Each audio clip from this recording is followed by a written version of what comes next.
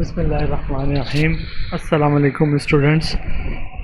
We are now starting the lecture number 2 for week number 2. Before we start today's lecture, let me briefly review what we discussed in our last lecture.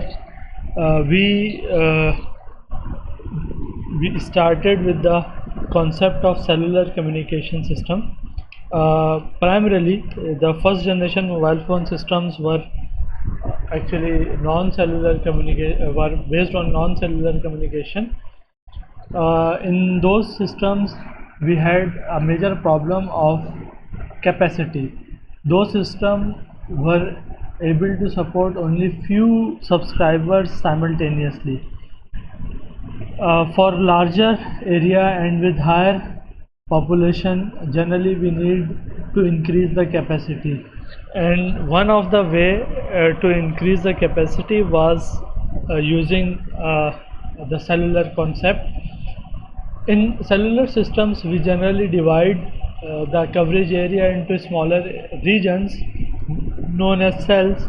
Those cells are served by low powered base stations which are interconnected. By dividing the area in smaller cells, we have the flexibility to reuse the frequency at different regions. So this reuse of frequency generally results in increased capacity of the system. Okay. So this was the summary of what we discussed in our last lecture. Now let us move on to the analysis of cellular system. What was how we divide the frequencies or reuse the frequencies over a region, and what should be the appropriate frequencies, how we do that. So basically, cellular systems frequency can be used over and over again to provide coverage to a larger area with a limited spectrum. This frequency reuse concept results in increasing the capacity of network by 100 times or more in populated areas. One thing which is related to this cellular concept: how should we divide the region into cell? So let me pose some questions before we start the further discussion on this topic. What should be the theoretical shape of the cell? Do cells really have the same shape as we discuss in theory, or in practically cells differ in shapes? How often we can reuse the frequencies? What is the effect of increasing frequency reuse on the network capacity? These are few questions that will be answered in today's lecture. So let me start with providing some basic introduction onto the cellular concept. If you recall, in our last week's lecture, we discussed a basic structure of cellular system with a hexagonal cell shape. This is the figure that we discussed in our last lecture. You can see that we have a hexagonal cell here, and it's replicated over the region. This hexagonal cell shape is basically a simplistic model to show the radio coverage by a base station. Actually, it's a theoretical model only. The real footprint is random in nature, is generally determined by field measurements or the prediction model. So basically the coverage provided by base station is not in hexagonal form. For omnidirectional antennas that we briefly discussed in last lecture, the coverage can be approximated as a circular region, but that is not true for all types of antenna. So generally this coverage footprint is determined using field measurement and is not typically an hexagonal. But For the purpose of analysis, we cannot work on irregular shaped cell. Although practically the cells may be irregular shaped, it is for analysis purpose it is more convenient to have a regular shaped cell, and this regular shaped cell it provides a way of systematically analyzing and designing the system, and analyzing the effect of cellular frequency reuse on the capacity and other aspects of wireless communication system, and how we can plan for the future growth. So generally all these questions, they are answered on the basis of the analysis of this regular shaped cell. Now the question that we have here, what should be the ideal shape of a cell? As I said, practically the cell can be of any shape based on the actual field measurement and actual coverage provided by base station, but theoretically we generally restrict ourselves to a regular shaped object. So what that shape should be? The most natural choice that anyone can think in this regard is that we should use a circular cell. Why we should use a circular cell? Because the omnidirectional antenna, they provide coverage in all directions. The coverage is same in all possible directions, and eventually, because we have same coverage in all directions, the overall coverage area can be approximated as a circle. So while determining a shape of a cell, one may choose to have a circular shaped cell, but there are certain problems associated with circular shaped cell. What are those problems? You can see for these two figures here. If you look at this first figure, I have shown like 7 cells which are circular in nature, and they are touching each other, they are tangential to each other. The coverage provided by each cell is assumed to be restricted to this circular region, and you can see that there are certain areas like this part and this part. These certain areas, they do not get coverage from any of the cell. So actually you will be having discontinued coverage in this distribution, because some parts would not be getting coverage from any of the cells.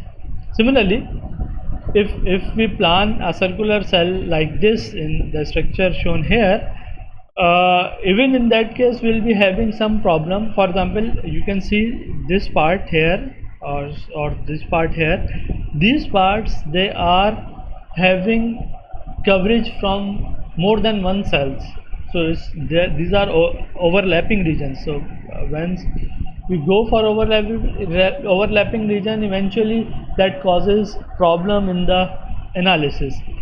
So the main problem with assuming the circular cells is that the adjacent cells cannot be overlaid upon a map without leaving gaps or creating an overlapping region. This is the main issue which prevents us from using a circular shaped cell to analyze a wireless communication system, and we should look for other shapes which may be more suitable for representing a cellular structure in wireless coverage region. If we are not going for circular cells, eventually we have to move on to a polygon structure, and we need to have some regular shaped cell that should provide coverage in the entire region without an overlap. And if you think about the structures that can be used to represent this type of coverage, we can think of 3 possible choices to define a cell. The first one would be a square. You can see this square structure is replicated over an entire region, and this square structure is also does not have any coverage with each other. So if you choose one cell, it does not have overlapping with any other cell, as well as there is no gap. You can see all cells, they are adjacent to each other and there is no gap. Similarly, we may choose to have an equilateral triangle like shown here. You can see all the equilateral triangles, they are adjacent to each other without any gap, and none of the triangle have any overlap with any adjacent triangle. Third possible choice can be a hexagon. A hexagon, again, it also have no overlap with any adjacent cell, and also there is no uncovered regions present between the cells. So these are three sensible choices that we can think of, when we are planning for cellular design. I want you to quickly think which one is more suitable among these three choices. Okay, if we think about if we think about these three structures, eventually it seems like hexagonal system is more appropriate for planning a cellular system. Why is that so? There are certain things, certain aspects which need to be considered when we are choosing structure. For hexagon, you can see that the important thing regarding the cellular coverage is that once we install a base station, it should provide coverage to all points in that particular cell. And if you see that if you install a base station at the center of a cell, eventually the farthest distance will be edge here. So if you look at the hexagonal structure, so all the distances at edge, they are pretty much at same distance, but for square and triangular structures, the distance at the vertices is significantly larger than other distances. So it's easier to estimate the coverage in that edge regions when we are planning for a hexagonal cell. Second thing, if you see for any specific distance from the center of the base station to the edge or vertex of any of these structures, the hexagon represent the largest area. So if we are planning to have a cellular architecture, the hexagonal system would be having the largest area coverage as compared to the square or triangular system. So in that case, of course, we will be needing lesser base stations when we plan in terms of cellular structures as compared to any of the other two structures. So hexagon, actually it covers the entire region with lesser number of cells as compared to square and hexagon. Fourth thing, the hexagon is actually very close to the circular radiation pattern. You can see that the triangular structure is not closer to this the circular radiation pattern. Square is also not very close, but the hexagon can be easily approximated as a circular radiation. So the physical radiation of omnidirectional antenna, as we also discussed before, is pretty much close to circular pattern. So the footprint is generally in form of a circle, and when we plan our cell in a circular fashion, hexagonal fashion, it closely approximates the actual footprint present by an omnidirectional antenna. So this thing can be this hexagonal structure can provide very close approximation to the real world scenarios. But you must note that the actual pattern is not circular. Cellular pattern is generally determined by the actual field measurement, because the transmitter may have different radiations or different losses at different directions. So from this discussion, it appears that the hexagonal structure has a hexagonal cellular system is most suitable or most efficient when we think of any suitable circular structure for designing any cellular system. So generally, in most of the theoretical aspects, we focus on this hexagonal cellular structure. Okay. In reality, do we have hexagonal shape? As I said, the radiations from the transmitter, they need not be hexagonal, because the losses in different directions, they are different, especially if we have different geographical features. You can see if some area is mountainous or valleys, or if you are working in urban area, there may be some buildings or some moving vehicles. All of them, they cause variations in the losses that occur in the radiations coming from a transmitter. Eventually, those losses results in deviation from actual hexagonal pattern. Secondly, when a cell phone company tries to install a cellular tower, it happens that they may not be able to install the tower at the desired location. For example, theoretically, if a tower need to be installed at a place where there is a railway track, so you cannot install a tower at the railway track. It's impossible.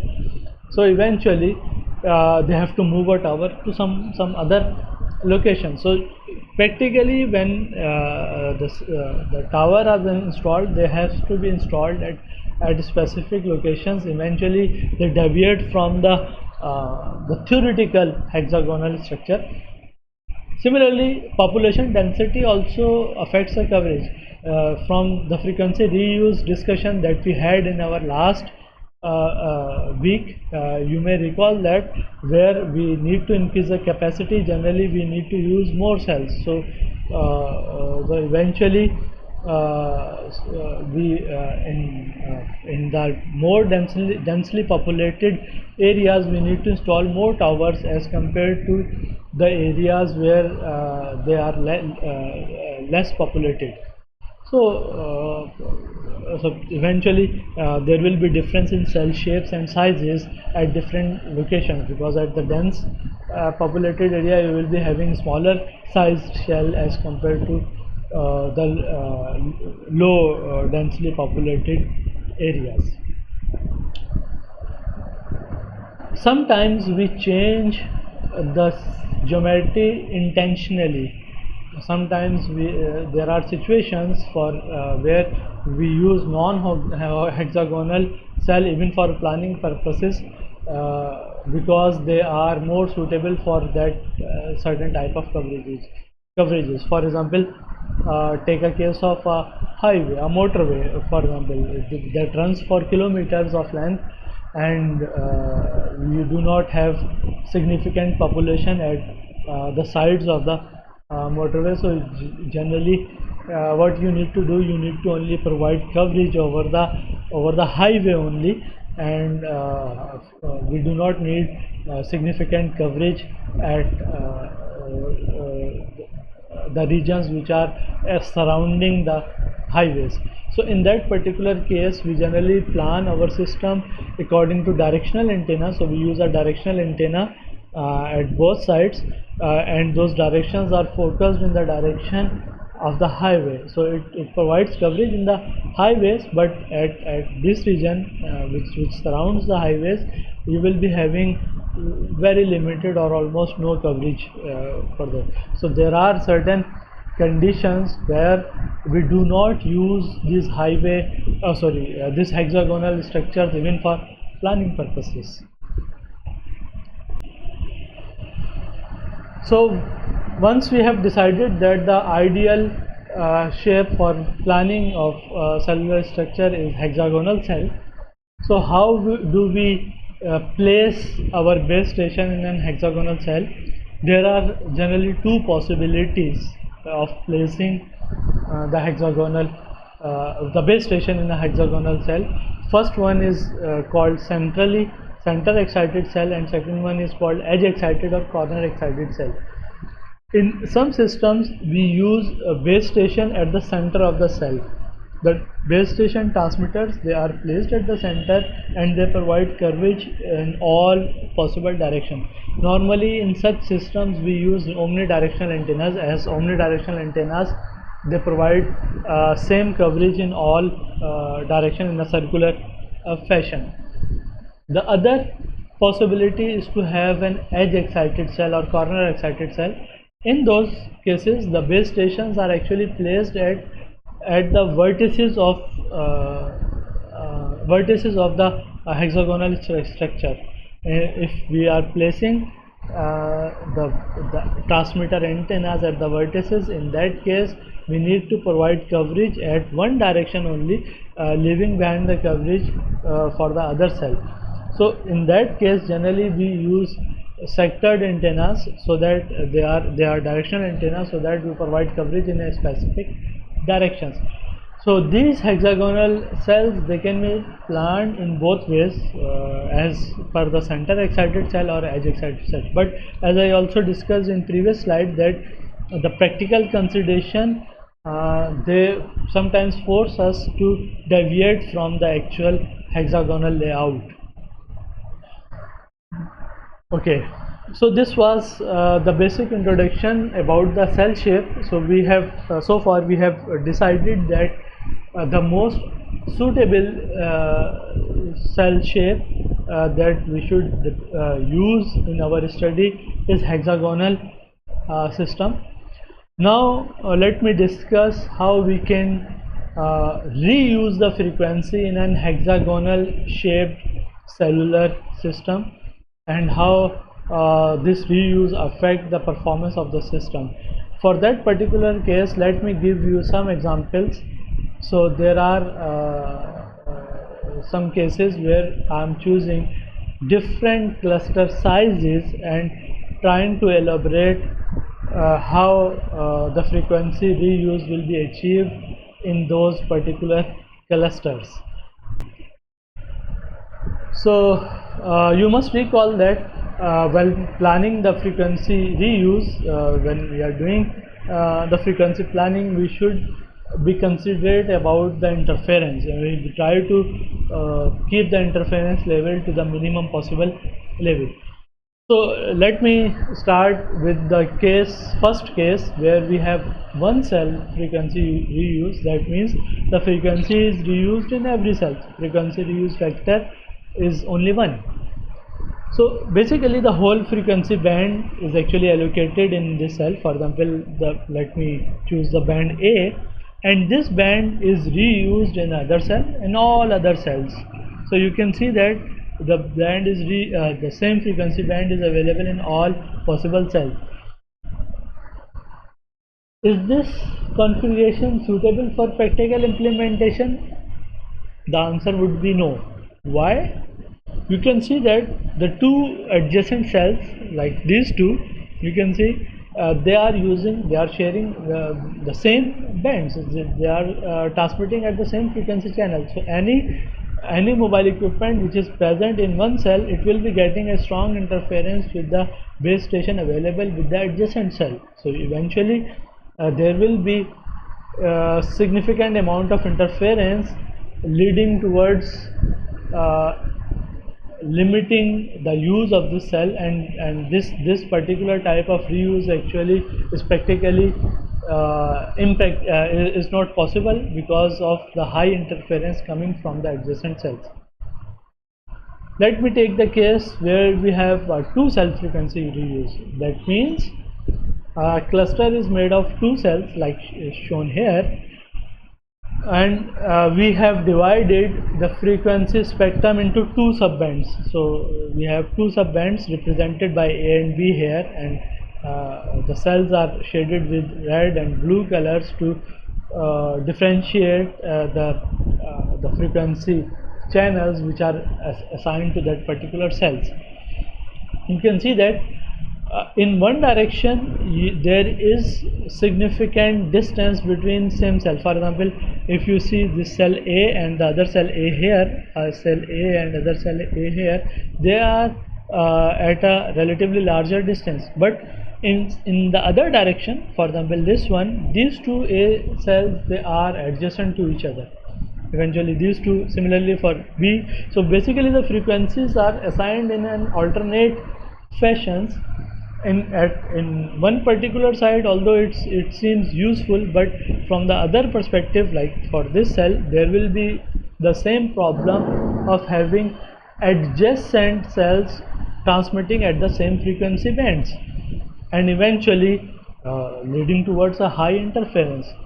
And you can see that this non-symmetrical type of interference which is distribution which is available here, it leads to the strong interference, because although we may be able to ignore the interference coming from this direction, but we cannot ignore the interference coming from this particular cell. So eventually the system will be dominated by the interference which is coming from the adjacent cell, and this system will not be useful for propagation, for frequency planning. So basically this two cell frequency reuse, although it appears like a reuse, but it's from practical point of view, it represents an invalid cluster configuration because of the high interference present in the system. Let us see a case of three cell frequency reuse. That means three cell means we have divided the allocated spectrum into three subbands, and these three subbands, they are distributed in these cells in an alternating fashion to provide reuse of the frequency band. And you can see that there are no neighboring cell which have the same frequency. For example, take a case of any cell, for example A. So this bold line is actually our one cluster. If this A band is compared with any other cell, so all the neighboring cells, they have any other frequency different than A. At one side is B, another side is C, another side is B. There is the frequency A is reused in another cell which is actually separated by a certain distance. You can see this distance here, the same distance is available here, and you can see is a cluster is distributed in a very symmetrical fashion, and no neighboring cell they provide coverage, they provide interference because they are allocated different frequency cells. So this one is actually a valid cluster configuration because it can be used practically. So basically this is the least number that provides a practical frequency reuse approach. N is equal to 3 is one of the valid cluster configuration. Similarly, if we move on to a cluster size of 4, the same situation appears here. You can see the cluster is represented by this bold line here, and we have divided the allocated spectrum into 4 sub bands. You can see the band A, B, C and D. If you focus on any of the bands, for example A, you can see all adjacent cells, they are allocated different frequency band.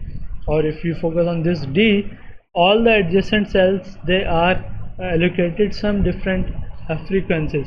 So no neighboring cell have the same frequency, and the frequency is reused. For example, this, compare this A with the other A, so they are separated by a certain distance, which is the distance of another cell here, which is working on another frequency band. So this one is also a valid cluster configuration because it provides limited interference when we distribute the cells in this fashion. Let us move on to the 5 cell cluster frequency reuse. You can see the cluster is represented by this thick black line here, and we have divided the frequencies in 5 subbands A, B, C, D and E. Although in this configuration we see that no adjacent cell is allocated the same frequency, but there is another problem here. You can see, for example, compare D D frequency band with the nearest co-channel which is allocated the same frequency band here. You can see this one and this one, they are separated by a small distance here, but in other direction D is separated by a very large distance. And if you see this side, the distance between these two co-channel cells is significantly larger as compared to the distance that you see here. So eventually from this one you will be getting low interference, but from this nearby location you will be getting relatively high interference. So the overall interference will be dominated by the interference which is coming from the nearby location. Eventually this 5 cell reuse factor will not be practically feasible because the overall intent of reusing and clustering is to reduce the interference, and in this case the interference is not reduced because you get a nearby cell here, and that will dominate the interference. So again this n is equal to 5 becomes an invalid cluster configuration. From this discussion what we get, we see that all possible cell size, they are not deployable in a system. There are certain valid cluster configuration that can be used in a cellular system. All other configurations, they are not valid. So the n can only take specific value, for example 3 and 4 that we discussed in previous examples, and other values of n, they result in invalid cluster configuration. For example, if you think of 2 and 5 in the previous examples. So how we can systematically determine which are the valid cluster configuration and which are not? There is a very simple formula here. N is dependent on 2 integers I and j, and this is represented by n is equal to I square plus ij plus j square, where I and j are 2 non-negative integers. So using this formula we can conveniently determine which are the valid cluster configuration. All those configurations which satisfies this relationship, they are treated as valid cluster configuration. Okay, one thing, I used a term co-channel in the previous slide, and I did not define it before, so it is defined here. The co-channel is used to represent the channel having the same frequency in 2 different cells. Like in previous, this one D and the other D, they are co-channels, and these cells, they are called co-channel cells. So this one and this one, they are co-channel cells. This one and this one, they are co-channel cells. So all those cells which are using the same frequency band, they are actually co-channel cells. Okay, so let me provide a table of valid cluster sizes. I have used different values of I and j and computed the table by the formula mentioned here. This is the formula. You can see this table. Some of the entries are gray faced here because they are actually redundant. For example, 7 appears here as well as 7 appears here. So it's no need to represent the same thing again and again. So we have all these values which are actually the valid cluster sizes that can be used in a frequency cell. So possible cluster sizes are these: 1, 3, 4, 7, 9, 12, 13, 16, 19 and so on. You can compute using the the formula which is mentioned at the previous slide. So from practical perspective, which one is the most suitable cluster size? So first thing, the smaller, if we go for a smaller cluster size, n is equal to 1 and n is equal to 3, and you can see from the figures that I showed here, n is equal to 1 and n is equal to 3 here, you can see the distance between the co-channels is not very large. So generally, because of the smaller distance, with these smaller cluster sizes, we generally get high interference, and typically we do not prefer this configuration. When we go for large cluster sizes, for example, a cluster size is greater than 20, for example 21, 25 or 27, there are also valid cluster sizes, but in such cases the distance between two co-channels is significantly large, and while propagating through these large distances, we will be getting small interference at the co-channel. In most cases, this interference level is way below the maximum acceptable value. So eventually, we do not know this. We do not need those minimum levels, because we do not want to totally eliminate the interference. What we need is to have the interference level less than the maximum acceptable value. So if we go farther away, it will only waste the system resources, because you have to deploy more and more antennas, and you will be dividing the frequencies in more cells. So eventually this type of cluster configuration typically results in wastage of system resources. So eventually, what should be the value of n? It is based on the interference level that we can tolerate to maintain the sufficient quality of communication. In most practical application, the suitable cluster sizes are these 4, 7 and 12. These are the most commonly used cluster sizes for most of the practical cases that we use in our wireless systems. Okay, now the last thing to discuss in this lecture is how these values I, j and n, they are related with each other, and how we reuse the frequency throughout the region when the region has been divided in different clusters. In order to explain that, let us take an example of a cluster which is comprising of 28 cells. So the cluster size is 28. This cluster size is obtained by using the values of I and j to be equal to 2 and 4. So our cluster is equivalent to I is equal to 2 and j is equal to 4.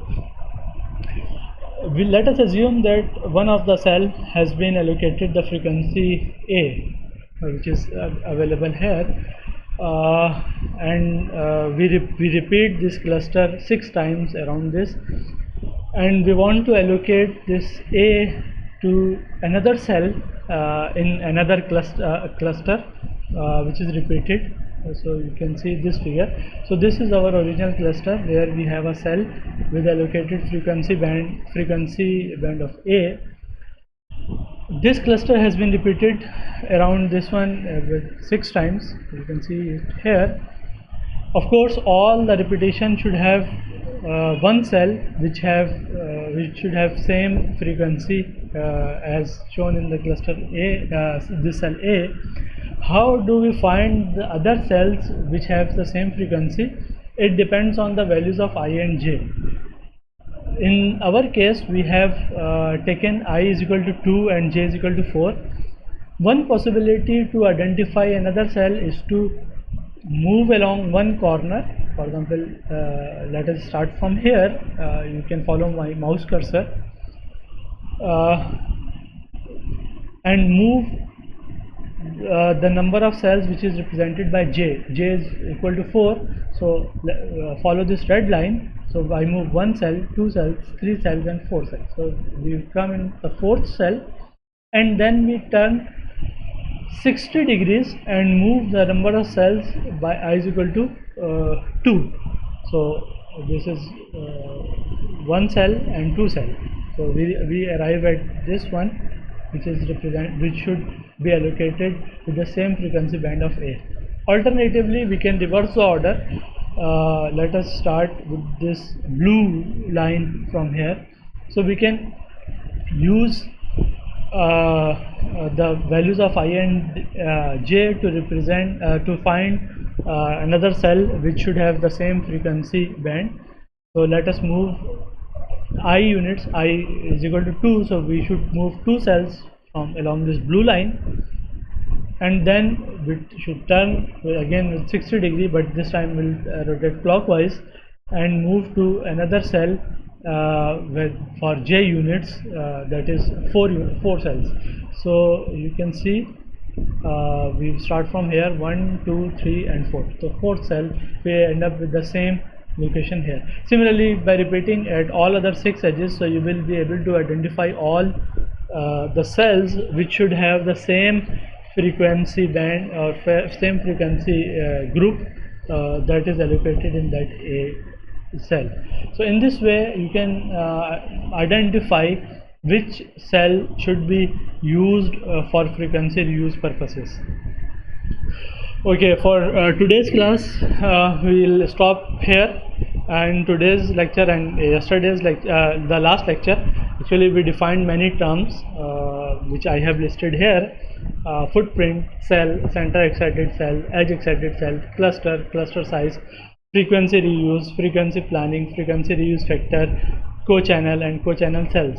All we defined these terms at different stages in last 2 lectures, and I want you to go back in the last lectures and write down the definitions of all these terms that we use, that we defined in throughout the lecture. Another term which is very important but we could not define in this lecture was adjacent cell. Adjacent channel or adjacent cell. Adjacent channel is a frequency channel which is right next to the one that is being used. So because one cell is represented by a group of frequencies, so the channels that are present in those group of frequencies, they are called adjacent channel. So basically these adjacent channel, they serve in the same cell and same area which is being served by same base station, but they are slightly different in frequencies. So these channels are known as adjacent channels. So we'll stop here for today's lecture. Inshallah we'll continue this topic in our next lecture. Thank you all.